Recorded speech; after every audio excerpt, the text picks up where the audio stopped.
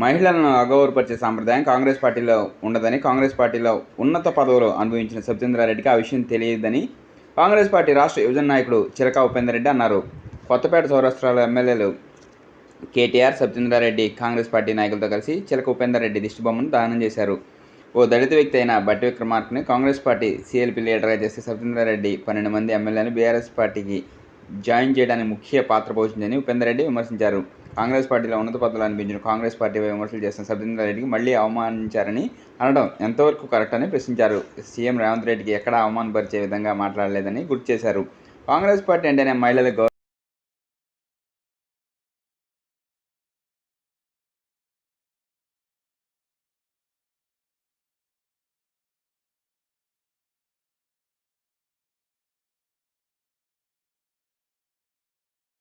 Congress party చరిత్ర లేని విధంగా ఒక సిఎల్పి లీడర్ని దళితుని చేసింది బట్టి విక్రమార్కని చేస్తే ఆ రోజు ఆ రోజు సహకరించేది పోయి ఇదే సబితేందర్ గారు అయితేంది, మిగతా వాళ్ళు అయితేంది, ఆ రోజు సిఎల్పి హోదా పోతే ఇంటికి పోయి రిక్వెస్ట్ చేసినా కూడా ఆ రోజు తిరస్కరించి ఆ రోజు కాంగ్రెస్ పార్టీని వీడి కేసీఆర్ తాకట్టు పెట్టారు. కాంగ్రెస్ పార్టీ ఉన్న 12 మంది ఎమ్మెల్యేలు గారు పోయి ఆ రోజు సిఎల్పి హోదా పోయింది.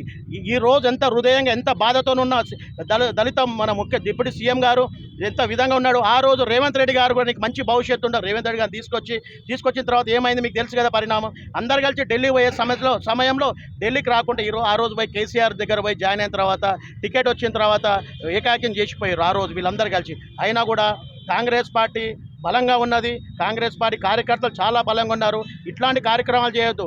కాంగ్రెస్ పార్టీ నుంచి 12 మంది పోయి ఆ రోజు జాయిన్ అయ్యి ఆ రోజు లేని పౌరుషం ఈ రోజు కాంగ్రెస్ పార్టీకి మేము ఎవరు ఎక్కడ కూడా ఏ టీఆర్ఎస్ ఎమ్మెల్యేని కూడా రమ్మనట్లేం. వాళ్ళంతలో వాళ్ళ ఇష్టంగా వస్తున్నారు. దానికి మేము కాదనలేం కదా. వచ్చేటోళ్ళని మేము అంత ఇష్టంగా వాళ్ళు వస్తున్నా అంటే మేము తీసుకుంటాం. తీసుకున్న వాళ్ళని కూడా ఈరోజు పోయి మన స్పీకర్కి గవర్నర్కి పోయి నోటీస్ ఇస్తారు, వాళ్ళని సస్పెండ్ చేయాలి. మరి ఆ రోజు రాలేదా? ఆ 12 మంది గుర్తు లేదా?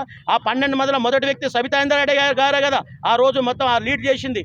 ఆ రోజు ఒక దళితుని సిఎల్పి లీడర్ కాంగ్రెస్ పార్టీ హోదా పోగొట్టింది. ఒక దళితుని చేసుడు చరిత్రలో ఎక్కడ తెలంగాణ చరిత్రలో ఏ పార్టీ ఏ రాజకీయ పార్టీ కూడా చేయలేదు. మన కాంగ్రెస్ పార్టీ చేసింది. అది సోనియా గాంధీకే దక్కుతుంది. ఈరోజు ఆడపడుచులకు అన్యాయం అవుతుంది. 10 సంవత్సరాలు అవకాశం ఇచ్చిందోరు ఒక అమ్మాయి సోనియా గాంధీ గారు అవకాశం ఇచ్చింది. మంచి పోర్ట్ఫోలియో అదర్ పార్టీ నుంచి వచ్చిన మంచి పోర్ట్ఫోలియో ఇచ్చింది. ఇన్ని చేసినా కూడా ఆ రోజు మీ కుమారుడు కూడా ఎంపీ టికెట్ కూడా ఇచ్చింది 2014. ఎంతోమంది త్యాగం చేసిన వాళ్ళు కాంగ్రెస్ పార్టీలో ఉన్నారు. అయినా కూడా అదే కాంగ్రెస్ పార్టీతో కంటిన్యూ చేస్తున్నారు. గత 35 సంవత్సరాల నుంచి కాంగ్రెస్ పార్టీ నుంచి ఇక్కడే ఉన్నాడు వ్యక్తి. ఇంకా ఏ హోదాకు రాలేదు. అధ్యక్షుడు స్థాయిలో ఉన్నాడు. 35 సంవత్సరాల నుంచి ఇంకొక దళితుడు ఉన్నాడు, ఇక్కడే ఉన్నాడు. కాంగ్రెస్ పార్టీలు ఎప్పటి నుంచో ఉన్నాడు. ఇంతమంది కూడా కాంగ్రెస్ పార్టీని పెట్టుకొని వచ్చినా కదా కొత్త వారికి వచ్చిన అవకాశం వస్తున్నారు. కానీ ఒకరోజు కాదు ఒకరోజు అవకాశం వస్తుంది చూసినా కానీ. అందుకే ఖబర్దార్ టీఆర్ఎస్ పార్టీ వాళ్ళకి చెప్తున్నాను, ఈరోజు ఒక దళితుని డిప్యూటీ సీఎంది దిష్టిబొమ్మ తలగబెట్టారు. ఎంత దారుణమైన పరిస్థితి టీఆర్ఎస్ వాళ్ళు ఉన్నారో మీరు చూడండి.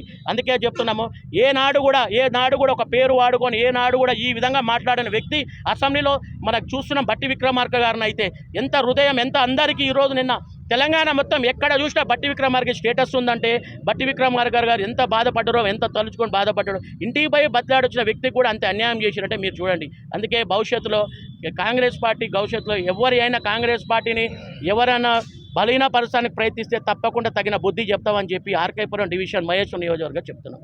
Thank you.